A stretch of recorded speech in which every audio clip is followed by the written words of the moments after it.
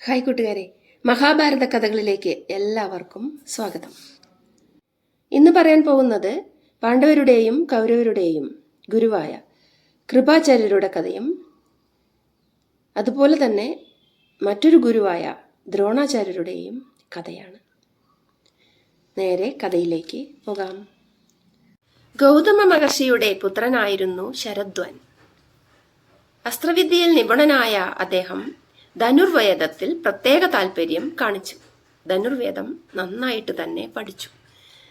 അദ്ദേഹത്തിന്റെ തപസ്സും ധനുർവേദത്തിലെ നിപുണതയും കണ്ട് അസൂയപ്പെട്ട ദേവേന്ദ്രൻ ജാനപതി എന്ന അപ്സരസിനെ അദ്ദേഹത്തിന്റെ മുന്നിലേക്ക് പറഞ്ഞയച്ചു. ജാനപതി എന്ന അപ്സരസിനെ കണ്ട് വികാരാഗ്നി ആളിക്കത്തുകയും അദ്ദേഹം അറിയാതെ ബീജം സ്ഖലിക്കുകയും ചെയ്തു. ഈ ബീജം ഒരു ശരപ്പുല്ലിൽ വീണ് രണ്ടായി പിളർന്ന് ഒരു പുത്രനും ഒരു പുത്രിയും ഉണ്ടായി. ശരപ്പുല്ലിൽ വീണ ബീജം രണ്ടായി പിളർന്ന് ഒരു പുത്രനും ഒരു പുത്രിയും ആയി മാറിയപ്പോൾ ശാന്തനു മഹാരാജാവ് അതുവഴി നായാട്ടിനെത്തുകയും രാജഭടന്മാർ ഈ കുട്ടികളെ കാണുകയും ഏതോ ധനുർവേദത്തിൽ മിടുക്കനായ താപസന്റെ കുട്ടികളാണെന്ന് തിരിച്ചറിയുകയും ശാന്തനുവിന്റെ കൊട്ടാരത്തിലേക്ക് കൊണ്ടുവരികയും ചെയ്തു. അവിടെ വെച്ച് കൃപയോടെ വളർത്തിയതിനാൽ ആ കുട്ടികൾക്ക് കൃപനെന്നും കൃപിയെന്നും പേരിട്ടു. ധനുർവേദത്തിൽ അതീവ നിപുണനായ കൃപാചാര്യർ ആണ് കൃപനായി പിറന്നത്. കൃപാചാര്യർ എന്ന് അറിയപ്പെട്ടു. അദ്ദേഹത്തെ തന്നെ തൻ്റെ കുട്ടികളെ വിദ്യാഭ്യാസം പഠിപ്പിക്കുന്നതിന് വേണ്ടി വിളിക്കാൻ ധൃതരാഷ്ട്രർ അതുകൊണ്ടാണ് തീരുമാനിച്ചത്.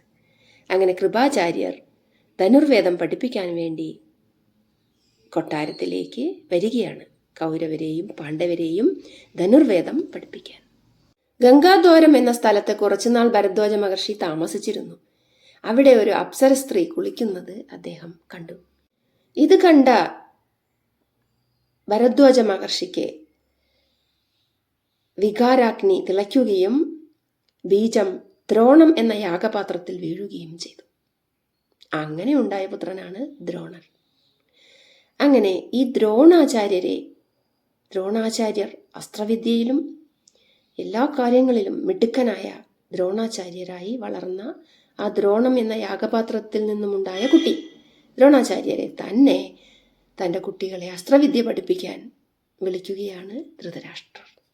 അസ്ത്രവിദ്യയിൽ മിടുക്കനായ ദ്രോണാചാര്യർ ആഗ്നേയാസ്ത്രം വരെ കൈക്കലാക്കി. ദ്രോണാചാര്യരുടെ പിതാവായ ഭരദ്വാജ മഹർഷിയും പൃഷത്ത് എന്ന രാജാവും ചങ്ങാതിമാരായിരുന്നു. അവരുടെ പുത്രന്മാരായ ദ്രോണരും ദ്രുപദനും ചങ്ങാതിമാരായിരുന്നു. അച്ഛന്മാർ ചങ്ങാതിമാരായിരുന്നു, മക്കളും ചങ്ങാതിമാരായിരുന്നു. അങ്ങനെ വിദ്യാഭ്യാസമൊക്കെ ഒരുമിച്ചാണ് കഴിഞ്ഞത് ദ്രോണരും ദ്രുപദനും. ദ്രുപദൻ പാഞ്ചാല ദേശത്തിന്റെ രാജാവായി മാറുകയും ചെയ്തു.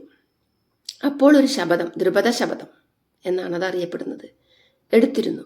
ഞാൻ രാജാവാവുകയാണെങ്കിൽ നിന്നെ ഞാൻ സംരക്ഷിക്കാമെന്ന് ദ്രുപദൻ ദ്രോണർക്ക് വാക്കുകൊടുത്തിരുന്നു. പക്ഷേ രാജാവായപ്പോൾ ദ്രുപദൻ വാക്ക് മാറ്റി. ദ്രുപദൻ ദ്രോണരോട് പിണങ്ങാൻ ഒരു കാരണമുണ്ട്. ജമദഗ്നി മഹർഷിയുടെ പുത്രനായ പരശുരാമൻ, അതായത് മഹാവിഷ്ണുവിന്റെ അവതാരം, സർവ്വബ്രാഹ്മണർക്കും ദാനം കൊടുക്കാൻ തീരുമാനിച്ചു. തൻ്റെ വസ്തുക്കളൊക്കെ, ഭൂമിയൊക്കെ ഓരോരുത്തർക്ക് കൊടുത്തു, ഓരോ രാജാക്കന്മാർക്ക് കൊടുത്തു. ആകെയുള്ളത് പിന്നെ ദിവ്യാസ്ത്രങ്ങൾ മാത്രമായിരുന്നു. അത് ദ്രോണർക്ക് കൊടുക്കുകയും ചെയ്തു. ദ്രോണർ ഭിഷാംദേഹിയായി. അത് ദ്രുപദന് ഇഷ്ടപ്പെട്ടില്ല. താൻ രാജാവായിരിക്കുമ്പോൾ ദ്രോണർ എന്തിനങ്ങോട്ട് പോയി എന്നുള്ള ഒരു ചിന്ത മനസ്സിൽ കടന്നു വരികയും ദ്രോണരുമായി തെറ്റുകയും ചെയ്തു. പ്രയോഗം, രഹസ്യം, ഉപസംഹാരം, ഈ വിധികളൊക്കെ അടങ്ങിയ ദിവ്യാസ്ത്രങ്ങളാണ് ദ്രോണർക്ക് കിട്ടിയത് പരശുരാമനിൽ നിന്നും. ദ്രോണർ എന്തു ചെയ്തു? ദ്രുപദനിൽ നിന്നും തെറ്റിപ്പിരിഞ്ഞ് കൃപാചാര്യരുടെ വീട്ടിൽ പോയി താമസമാക്കി. അവിടെ ആരുണ്ട്? കൃപിയുണ്ട്, കൃപാചാര്യരുടെ പെങ്ങള്. അങ്ങനെ കൃപിയെ ദ്രോണർ വിവാഹം ചെയ്യുകയും അവർക്കൊരു കുട്ടി ഉണ്ടാവുകയും ചെയ്തു. ജനിച്ചപ്പോൾ തന്നെ ഉച്ചൈശ്രവസ് എന്ന കുതിരയെ പോലെ അവൻ കരഞ്ഞു. മിടുക്കനായ അശ്വത്ഥമാവായിരുന്നു അത്. അശ്വം കുതിരയാണ്. കുതിരയെ പോലെ കരഞ്ഞതുകൊണ്ട് അവന് അശ്വത്ഥാമാവ് എന്ന പേരിട്ടു ദ്രോണർ. ദ്രുപദന്റെ കൊട്ടാരത്തിൽ കുട്ടികളെല്ലാം പശുവിൻ്റെ പാല് കുടിച്ചാണ് വളരുന്നത്. ഇത് കണ്ട അശ്വത്ഥാമാവിനും പാല് കുടിക്കണമെന്ന് ആഗ്രഹം തോന്നി. പക്ഷെ വീട്ടിൽ ദാരിദ്ര്യമായതിനാൽ ദ്രോണാചാര്യർക്ക് ഒരു പശുവിനെ വാങ്ങി പാല് കറന്നു കൊടുക്കാനുള്ള ശേഷിയുണ്ടായിരുന്നില്ല.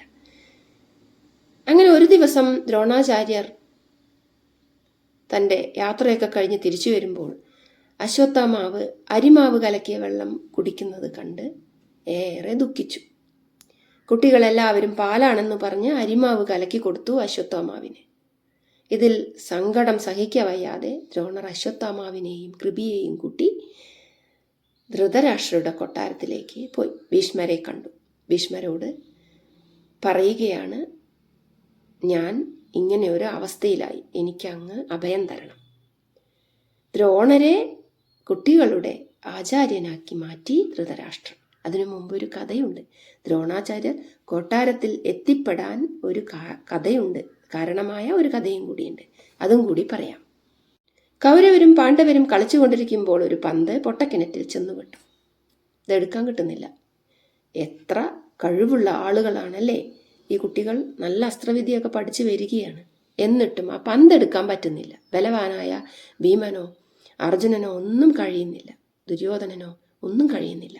അപ്പോഴാണ് ഈ ബ്രാഹ്മണൻ അതുവഴി വന്നത്, നമ്മുടെ ദ്രോണർ. കുട്ടികളോട് പറഞ്ഞു, നിങ്ങൾക്ക് ഈ ഒരു പന്തെടുക്കാൻ കഴിവില്ലേ? അയ്യോ, നിങ്ങളുടെ അസ്ത്രവിദ്യ പഠിച്ചതൊക്കെ എവിടെ പോയി? ആ കഴിവൊക്കെ എവിടെ പോയി?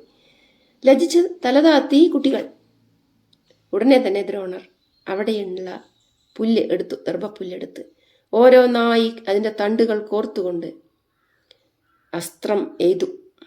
അസ്ത്രം ഓരോന്നായി, ഒരു പുല്ലിൻ്റെ വാലിൽ ഒരു പുല്ല്, അങ്ങനെ ആ പന്ത് പുറത്തെടുത്തു. തൻ്റെ മോതിരം ഊരി കിണറ്റിലിട്ടു, അതും അതുപോലെ തന്നെ എടുത്തു. ഇതിൽ അത്ഭുതപ്പെട്ടു പോയി കുട്ടികൾ.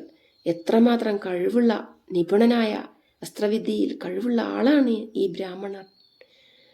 അതിൽ അവർ അത്ഭുതപ്പെടുകയും ഈ ബ്രാഹ്മണനെ കൊട്ടാരത്തിലേക്ക് കൂട്ടിക്കൊണ്ടുപോവുകയും ചെയ്തു. ഭീഷ്മരെ പരിചയപ്പെടുത്തി. അങ്ങനെയാണ് ദ്രോണാചാര്യർ കൊട്ടാരത്തിൽ എത്തിയത്. പിന്നീട് അവിടുന്ന് അങ്ങോട്ട് കുട്ടികളെ മുഴുവൻ അസ്ത്രവിദ്യ പഠിപ്പിക്കുകയായിരുന്നു ദ്രോണർ. അങ്ങനെ വർഷങ്ങളോളം അസ്ത്രവിദ്യ പഠിപ്പിക്കൽ തുടർന്നു. കൂട്ടത്തിൽ മിടുക്കനായി വന്നത് അർജുനനായിരുന്നു. ദ്രോണർ എന്തു പറഞ്ഞാലും അത് കൊണ്ടു കൊടുക്കുന്ന, അനുസരിക്കുന്ന ഒരു വിദ്യാർത്ഥിയായിരുന്നു അർജുനൻ. അതുകൊണ്ട് തന്നെ ദ്രോണർക്ക് ഏറ്റവും ഇഷ്ടം അർജുനനെയായിരുന്നു. ഒരു ദിവസം അർജുനനോട് പറഞ്ഞു, എൻ്റെ ഏതാഗ്രഹവും സാധിച്ചു തരുന്ന മിടുക്കനായ ശിഷ്യ, നീയായിരിക്കും വില്ലാളി വീരൻ. നിന്നെ തോൽപ്പിക്കാൻ ഇനി ഈ ഭൂമിയിൽ ഒരാൾ ഉണ്ടാവുകയില്ല. ദ്രോണർ ശബ്ദമെടുത്തു. ഇത് കേട്ട് അർജുനന് സന്തോഷമായി. പഠിപ്പിച്ച ഗുരുവിൽ നിന്നും ഒരു അനുഗ്രഹം കിട്ടുക എന്നത് ജീവിതത്തിലെ ഏറ്റവും വലിയ ഭാഗ്യമാണ്. അർജുനന് അത് ലഭിക്കുകയും ചെയ്തു.